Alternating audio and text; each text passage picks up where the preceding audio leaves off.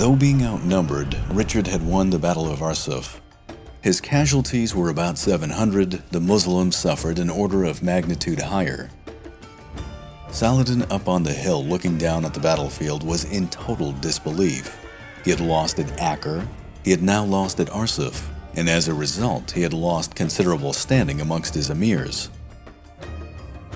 However, despite these casualties, his army was otherwise intact. What's more, from a strategic level, he could easily guess what the Crusaders would do next. However, Saladin would never again risk another pitched battle with the English king. The Sultan would go back to adopt his prior policy of hit-and-run tactics and depriving Richard of resources. This also meant the destruction of cities and fortresses that may assist in the Crusader cause. Thus, when the Crusader army arrived at Jaffa on September 9th, they found it destroyed. To the south, the even more vibrant port of Ascalon was also razed to the ground. The destruction of Ascalon, by the way, was an especially difficult decision for Saladin. It was the hinge of his empire, the city that united Egypt and Syria. But without Ascalon and Jaffa, the Sultan knew that Richard would not be able to move inland rapidly. Saladin would use this time to reorganize his forces and to destroy all forts and resources on the path to Jerusalem. The effect of this destruction was evident. Richard was now stuck at Jaffa and needed to secure his logistics. For nearly the next 2 months, the Crusaders went to work rebuilding the city. It wasn't until late October of 1191 that Richard began to slowly move towards the Holy City. He moved cautiously, retaking strong points that were destroyed by Saladin and painstakingly restoring them.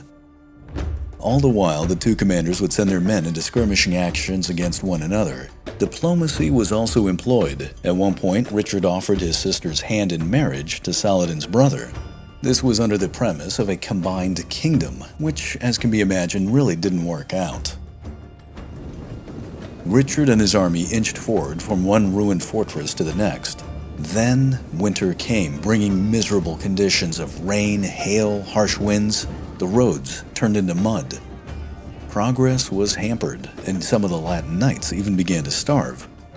In January of 1192, the Crusader army reached the old fortress of Bait Nuba, just 12 miles from Jerusalem.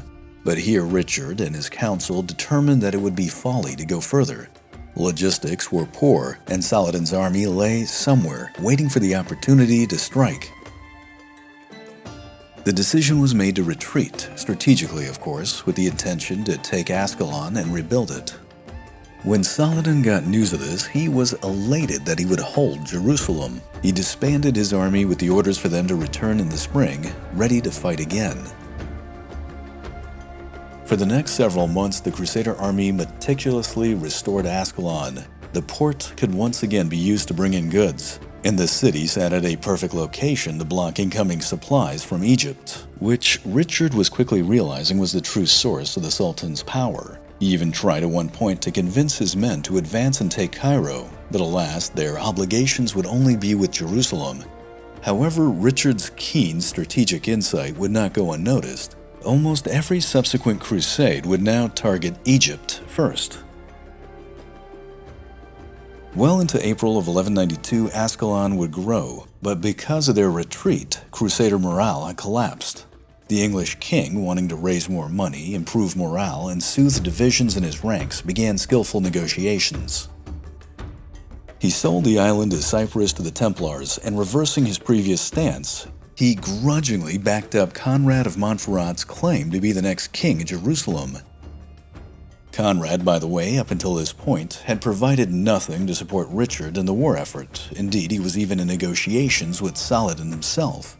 But now the Marquis would be accommodating and began to mobilize his army to assist the Lionheart. Guy of Lusignan was considerably upset by this, but Richard kept him in line by giving him lordship over Cyprus. This delicate situation, however, was not to last. On April 28, 1192, in Tyre, as Conrad of Montferrat was walking through the marketplace, he was approached by two hooded men.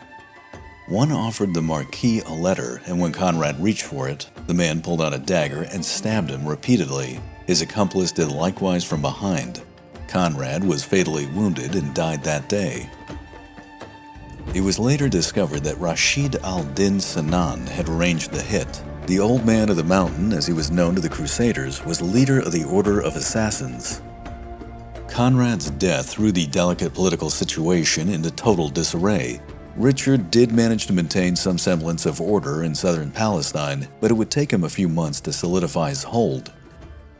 However, during this time in early 1192, the king began to receive dire warnings from his homeland. Philip Augustus was on the march, attacking his lands. Richard's brother John was usurping his power, and then word arrived that the two were allying themselves against Richard. The Lionheart knew he might lose his kingdom entirely if he didn't return quickly, but his commitment to the crusade came first.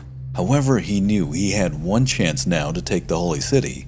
The book, Warriors of God, brings this beautifully into perspective. Quote,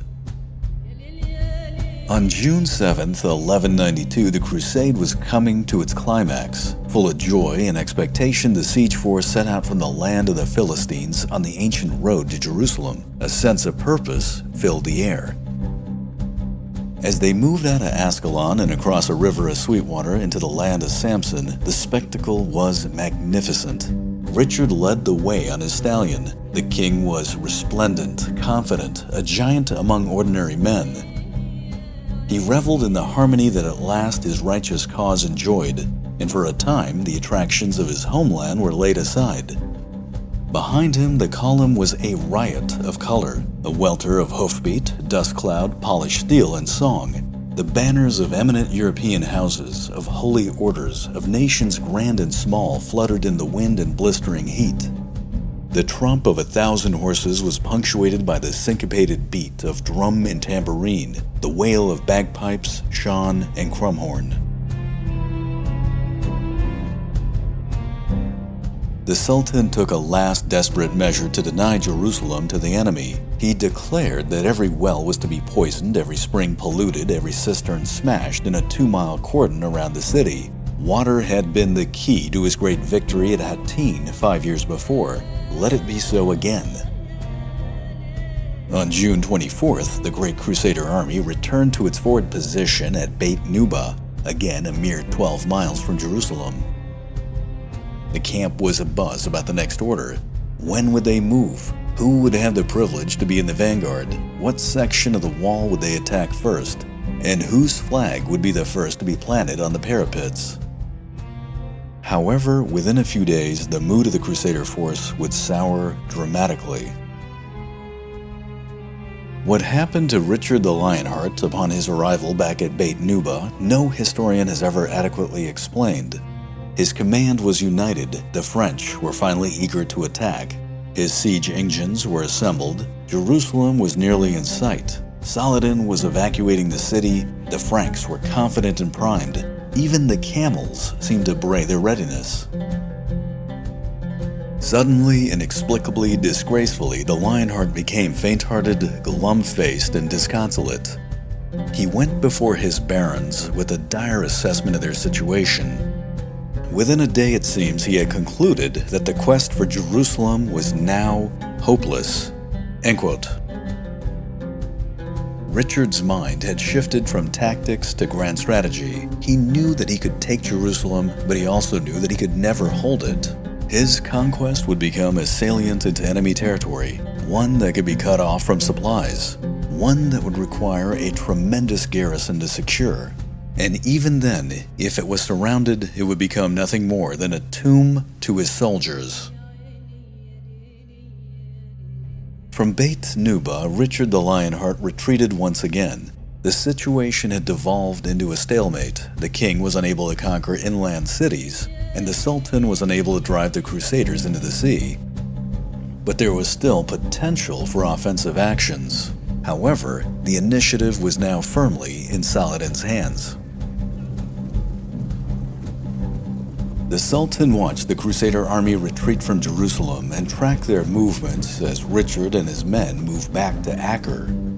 Word eventually came in mid-July that Richard was off fighting near Beirut. This was precisely what Saladin had been waiting for. He knew the time had come to act. On July 26, 1192, his forces arrived at Jaffa. A siege commenced the very next day, and the fighting became intense. While the garrison of the city was able to put up a fierce defense, it eventually had to retreat to the citadel. However, they did manage to get word out to Richard for help. The king, in response, quickly gathered 54 knights, 500 infantry, and 2,000 crossbowmen and set sail for Jaffa. 6 days into the siege, Richard arrived at Jaffa with 35 ships, eager to get into the fight, and wearing armor that only covered the upper half of his body, he jumped into the water and came ashore with his men. Their assault came directly into the Muslim flank. The attack came so suddenly and so unexpectedly that Saladin's men broke and ran. The Sultan looked on again with disbelief. He outnumbered the king by 4 to 1, and yet it was the Ayyubid soldiers that were running for their lives. In the subsequent days, Saladin regrouped his men east of Jaffa and attempted to conceal them in a field for a surprise attack at dawn. But as fate would have it, a Genoese soldier who was out for a morning walk discovered them. When alerted of this incoming attack, Richard took his badly outnumbered troops and created a wall of long spikes that he drove into the ground, which was a great deterrent to a cavalry charge. Behind this, he positioned his heavily armored crossbowmen, with his knights held back in reserve. When the Ayyubid attack came, it wasn't able to penetrate this line. Instead, Saladin's lightly armored horsemen took horrendous casualties, as they were simply mowed down by a shower of unrelenting crossbow bolts. And then, when they were staggered, Richard launched his knights into a fierce counterattack into the center of Saladin's line. The shock and awe of this attack crushed the Muslim center. The battle then devolved into a brawl, and in the middle of all this, Richard fought on brilliantly. However, at one point, his horse was shot out from beneath him. When Saladin saw his great opponent on foot fighting alongside his men, his sense of chivalry overtook him. He was recorded as saying, "How can this be that a king should be on foot with his men? It cannot be." And then turning to his brother, he said, "Go take these 2 Arabian horses and lead them to him. Tell him that I send them to him, that a man so great as he should not be on foot with his men."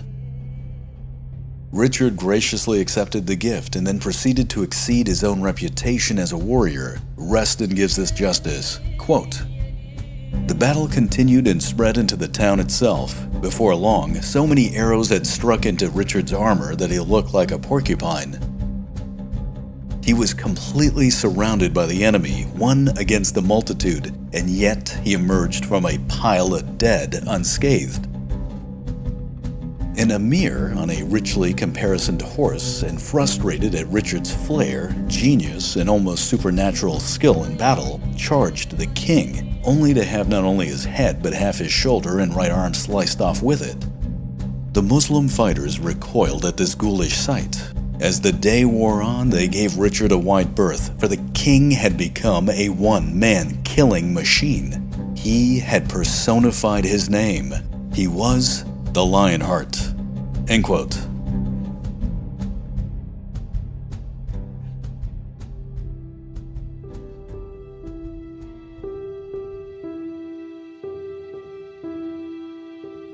The Battle of Jaffa was won by Richard. It would be the last confrontation of the Third Crusade. A treaty was struck in early September of 1192. The Crusaders would hold on to a coastal strip of cities from Tyre to Jaffa. Ascalon would be returned to Saladin after its fortifications were dismantled, and Christians would be allowed to peacefully pilgrimage to Jerusalem. It was not either to King or Sultan's liking, but what choice did they have? They had battled one another to a draw. The Sultan was exhausted, and the king had to return to his homeland where the situation had turned desperate. Richard departed on October 9th, 1192 by ship. He looked back from the stern of his vessel.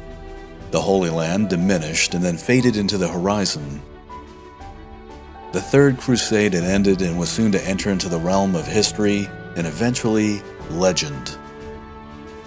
But as the 12th century came to a close, the tale of both king and sultan would be a sad one. Saladin would fight on to maintain control of his empire, but shortly after Richard's departure, he died on March 4th, 1193. He had given away most of his possessions to the poor, and it was said there was not even enough money to pay for his funeral. The Ayyubid Empire in his wake would disintegrate and fracture, fought over by rival factions and by his own children.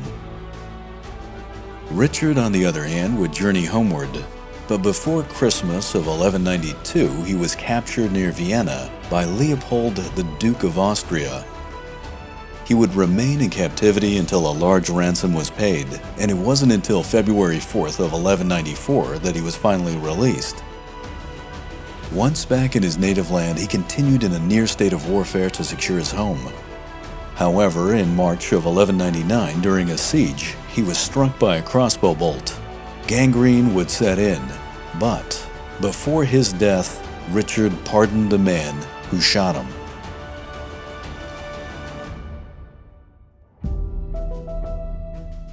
For the Christians, the First Crusade was a spectacular success. The Second Crusade was a spectacular failure. The Third Crusade would be known for, well, its spectacular combatants. But in the end, it was a draw. Inevitably, another crusade would be called. In 1198, the rather ironically named Pope Innocent III called for a new pilgrimage to retake Jerusalem. However, many of the warriors of this crusade would never set foot in the Holy Land. Instead of taking Jerusalem, they would instead conquer a magnificent city that was at the very heart of Christendom. The Fourth Crusade would not be remembered for its chivalry or any type of valor, but rather for its corruption and greed. It would be remembered for its infamy.